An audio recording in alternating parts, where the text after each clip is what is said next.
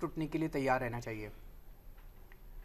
समय समय पे मैं मीडिया को तो इंटरव्यूज़ देता रहा हूँ, मीडिया के अलग अलग चैनल्स को, अखबारों को, लेकिन जब मैं जनता के बीच में जाता हूँ तो कई बार मुझे लगता है कि मीडिया के प्रश्न और जनता के प्रश्न काफ़ी अलग है। जनता कुछ और पूछना चाह रही है, तो मीडिया को तो इंटरव्यू देते रहेंगे, लेकिन मुझे लगा कि सीधे जनता से संवाद करना ज़रूरी है। मैं अभी थोड़े दिन पहले गोवा गया था।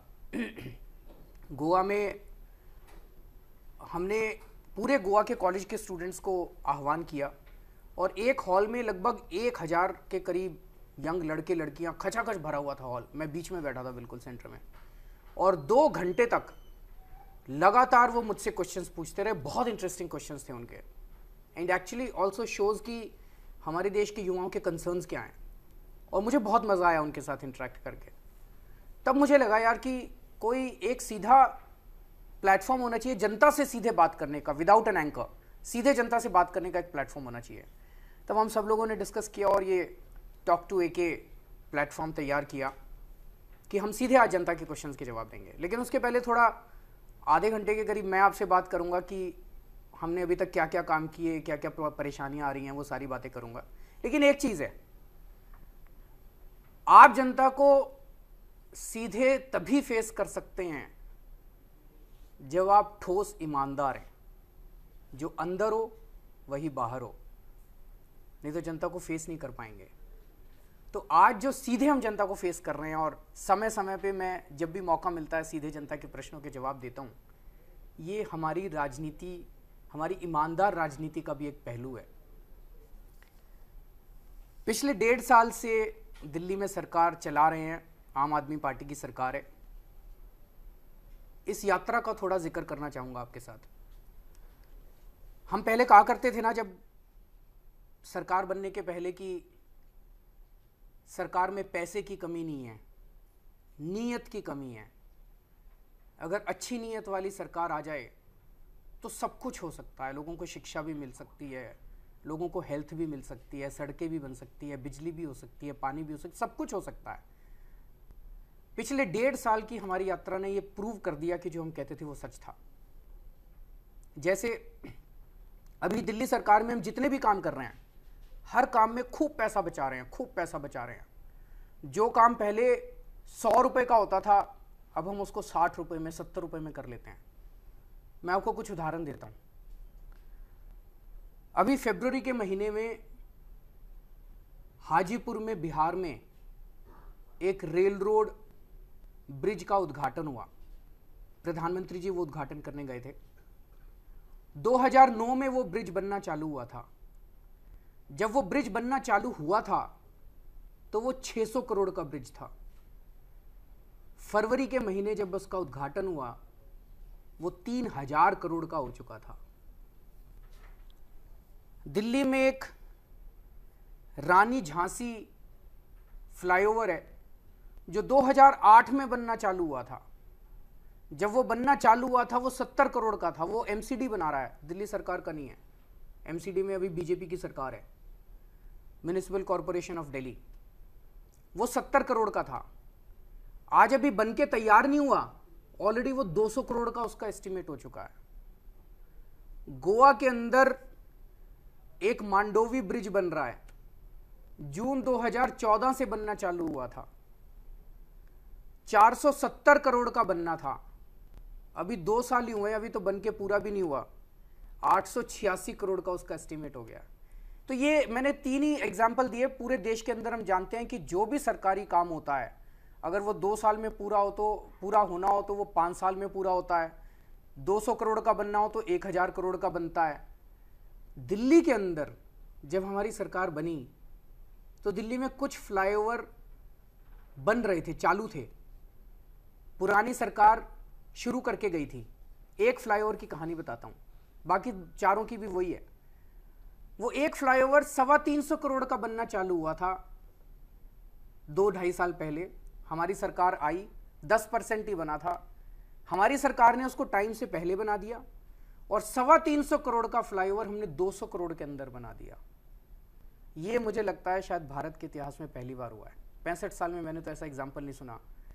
300 करोड़ का काम 1,500 करोड़ में होते हुए तो देखा है, 300 करोड़ का काम 200 करोड़ में होते हुए तो पहली बार देखा है।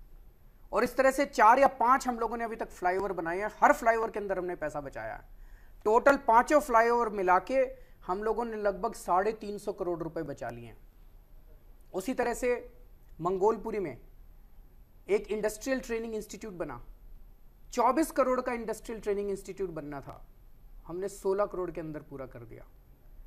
उसी तरह से पहले दिल्ली में डिस्पेंसरियां बना करती थी, एक एक डिस्पेंसरी 4 करोड़ 5 करोड़ की बनती थी, हम 20-20 लाख रुपए के अंदर पूरी एयर कंडीशन डिस्पेंसरी बना रहे हैं आजकल। तो हर काम के अंदर पैसे बचा रहे हैं, हर काम के अंदर पैसे बचा रहे हैं। और इस वजह से 2 काम हुए। एक तो पैसे बचाने से इस बार हमने दिल्ली में ढेरों चीजों के ऊपर टैक्स कम कर दिया। हमने इस बार मिठाई पे टैक्स कम कर दिया, चप्पलों पे टैक्स कम कर दिया, कपड़ों पे टैक्स कम कर दिया, ई रिक्शे पे टैक्स कम कर दिया, हमने मार्बल पे टैक्स कम कर दिया, लकड़ी पे टैक्स कम कर दिया, नमकीन पे टैक्स कम कर दिया, ढेरों चीजों के ऊपर हमने टैक्स कम कर दिया। हमने तो ये सोच के टैक्स कम किया था कि अब जितना पैसा आ रहा है उतने पैसे से हम आगे विकास कर पाएंगे। लेकिन टैक्स कम करने का एक और फायदा हुआ, टैक्स की कलेक्शन भी हमारी बढ़ती जा रही है और जो पैसा हमारा बचता जा रहा है, इस पैसे से हम दिल्ली का खूब विकास कर रहे हैं। पिछले 1.5 साल में कई चीजों के ऊपर हमने काम किया, लेकिन मोटी मोटी तौर पे आज मैं 4 चीजों की बात करना चाहूंगा आपके साथ, जिसके ऊपर सबसे ज्यादा हमारा फोकस है। इसका मतलब ये नहीं कि बाकी चीजें नहीं कर रहे, लेकिन इन 4 चीजों के ऊपर सबसे ज्यादा हमारा फोकस है। शिक्षा, स्वास्थ्य, बिजली, पानी। मेरे साथ मनीष सिसोदिया भी बैठे हैं, इनकी तो आप रोज अखबारों में कहानियां पढ़ते रहते होंगे। मुझे लगता है ये सोते जागते उठते बैठते ही केवल शिक्षा के बारे में, बच्चों को कैसे शिक्षा मिले, इसी के बारे में ये सोचते रहते हैं। हम सारे जानते हैं कि किस तरह से हमारे देश के अंदर स्कूलों की बहुत बुरी हालत है। किसी भी राज्य में चले जाइए, मैं बहुत घूमता हूँ, मैं गोवा गया, गुजरात गया, पंजाब गया, मध्य प्रदेश, इधर उधर जहाँ भी जाते हैं हम, सरकारी स्कूलों की इतनी बुरी हालत है, इतनी बुरी हालत है। वहाँ पे कोई टॉयलेट्स नहीं है, पीने का पानी नहीं है, बच्चे आते हैं और उसके बाद भाग जाते हैं। टीचर्स के बारे में कहा जाता है कई टीचर्स पढ़ाते नहीं है ठीक से। हर चीज़ के ऊपर प्रॉब्लम है और उनके नतीजे भी बहुत बुरे आते हैं। जब हमने दिल्ली में हमारी सरकार बनी, और अभी तो पिछले कुछ दिनों में सुनने में आया कुछ स्टेट्स के अंदर तो टॉपर्स जो हैं वो भी, उसके अंदर भी एक बड़ा स्कैम निकल के आया। किस तरह से नकल चल रही है, किस तरह से परीक्षाएं में गड़बड़ हो रही है, किस तरह से डिग्रियां बट रही है। अगर हमारे बच्चे बिना पढ़े लिखे इस तरह से नकल करके डिग्रियां खरीद के बड़े होंगे, तो आप ये सोच सकते हो कि इस देश के अंदर क्या स्थिति होने वाली है। एक पीढ़ी के बाद हमारा पूरे देश के अंदर क्या स्थिति होने वाली है। जब हमने दिल्ली में टेक ओवर किया, दिल्ली में भी सरकारी स्कूलों की हालत काफ़ी खस्ता थी, लेकिन हमने इसको चैलेंज स्वीकार किया। हमें ये लगता है कि शिक्षा और स्वास्थ्य, इसमें जितना पैसा खर्च किया जाए वो खर्चा नहीं होता, वो इन्वेस्टमेंट है। आप अपने फ्यूचर में इन्वेस्टमेंट, जैसे बैंक में आप पैसा डालते हो ना, तो 5 साल के बाद दुगना हो जाता है, 10 साल के बाद 4 गुना हो जाता है। ऐसे ये भी आप एक तरह से देश के विकास के लिए इन्वेस्टमेंट कर रहे हैं जब आप शिक्षा और स्वास्थ्य के अंदर पैसा लगाते हैं। तो हम लोगों ने सबसे पहला काम, हमारी कैबिनेट ने मीटिंग करी और सबसे पहला काम हम लोगों ने ये किया कि शिक्षा के ऊपर अपने को सबसे ज़्यादा ध्यान देना। अगर हमारे बच्चे पढ़ लिख गए तो विकास फिर सरकार को करने की जरूरत नहीं पड़ेगी, हमारे देश के बच्चे बड़े होकर विकास करेंगे इस देश का। हमने तुरंत, आज तक भारत के इतिहास में कभी नहीं होगा, तुरंत हमने बजट शिक्षा का डबल कर दिया। 5,000 करोड़ से 10,000 करोड़ हम लोगों ने शिक्षा का बजट कर दिया। ये कभी ऐसा नहीं हुआ कि एकदम से 100% शिक्षा के बजट में बढ़ोतरी की गई हो। पहली बार शायद कोई भी सरकार, आज़ादी के बाद कोई भी सरकार शिक्षा के बजट में इतनी बड़ी बढ़ोतरी एक साथ कर रही थी। और वो पैसा फिर हम लोगों ने शिक्षा के अंदर एसेट्स क्रिएट करने के लिए, पढ़ाई का स्तर अच्छा करने के लिए खर्च करना चालू किया। तो हमने देखा सबसे पहली ज़रूरत है, जो मूलभूत सुविधाएं हैं स्कूलों के अंदर वो ही नहीं है। पीने का पानी नहीं है, लेडीज टॉयलेट जो थे इतने गंदे थे, या कई स्कूलों में तो ताले लगा के रखते हैं टॉयलेट के ऊपर, जैसे पता नहीं टॉयलेट में क्या हो जाएगा। और बच्चों को अगर, लड़कियों को अगर बाथरूम जाना हो तो उनको घर जाना पड़ता था, और घर जाते हैं फिर वापस नहीं आते बच्चे। तो सबसे पहला काम मनीष ने यह किया, 3 चीजें। एक, सारे टॉयलेट्स ठीक कराए, जहां टॉयलेट्स नहीं थे वो टॉयलेट्स बनवाए और उनकी साफ सफाई का इंतजाम किया। लगभग 1100 सरकारी स्कूल हैं दिल्ली सरकार के, उन सारे स्कूलों के अंदर। दूसरा, इन सभी स्कूलों के अंदर पीने का पानी का इंतजाम किया। और तीसरा, सफाई का इंतजाम किया। और चौथा, सिक्योरिटी गार्ड का। ये 4 चीजें युद्ध स्तर के ऊपर सारे स्कूलों में की इन्होंने। उसके बाद इन्होंने एक स्कूल में जब गए तो पता चला, कई स्कूल ऐसे हैं, कई क्लासेस में एक क्लास में 150 बच्चे बैठे हैं। अब 150 बच्चे अगर एक क्लास में बैठेंगे तो वो पढ़ाई कैसे करेंगे? आप तो टीचर को भी नहीं कह सकते कि आप ठीक से नहीं पढ़ा रहे। तो उसमें पूरे सारे दिल्ली के सारे स्कूलों की इन्होंने मैपिंग कराई कि किस स्कूल में किस क्लास में कितने बच्चे हैं और कितने और क्लासरूम बनाने की जरूरत है। और 1 साल में 8000 नए क्लासरूम बन के तैयार करवाए हैं। ये भी कोई छोटी चीज नहीं है। 8000 नए क्लासरूम बन के तैयार हो चुके हैं, इस महीने के अंत तक सारे हैंडओवर हो जाएंगे। 8000 नए क्लासरूम एक स्कूल में। अगर अब मोटे मोटे तौर पे आप 40 क्लासरूम भी माने तो आप ये मान के चलो कि 200 नए स्कूल तैयार कर दिए 1 साल के अंदर। ये भी कोई छोटी बात नहीं है। युद्ध स्तर के ऊपर काम हुआ है, जो कि पीडब्ल्यूडी ने और एजुकेशन डिपार्टमेंट ने बड़ा जबरदस्त काम किया। 200 नए स्कूल, 8000 नए क्लासरूम बन के तैयार हुए हैं। और मैं उम्मीद करता हूं कि 100% स्कूलों में तो नहीं, लेकिन बहुत सारे स्कूलों में अब एक क्लास में 50 से ज़्यादा बच्चे नहीं होने चाहिए। फिर भी कुछ स्कूल रह जाएंगे। नए स्कूल बनाए जा रहे हैं। 45 नए स्कूल बन के तैयार हो चुके हैं और 100 नए स्कूलों के लिए जमीन आइडेंटिफाई कर ली गई है। ये जो 100 नए स्कूल और बन के तैयार होंगे ना, इसके लिए इन्होंने बेस्ट आर्किटेक्ट ढूंढे हैं।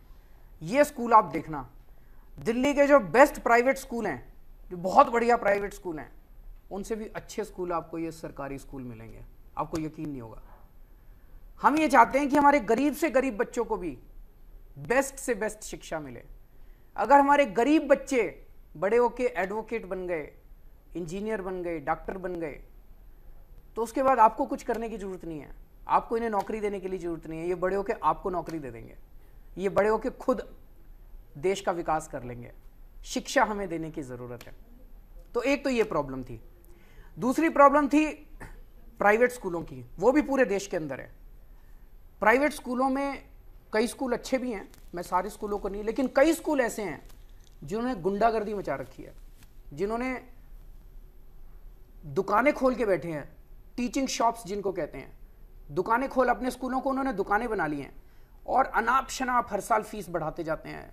लोग बहुत दुखी हैं, पेरेंट्स बहुत दुखी हैं, लेकिन मजबूरी है, बच्चे के लिए तो माँ बाप कुछ भी करते हैं।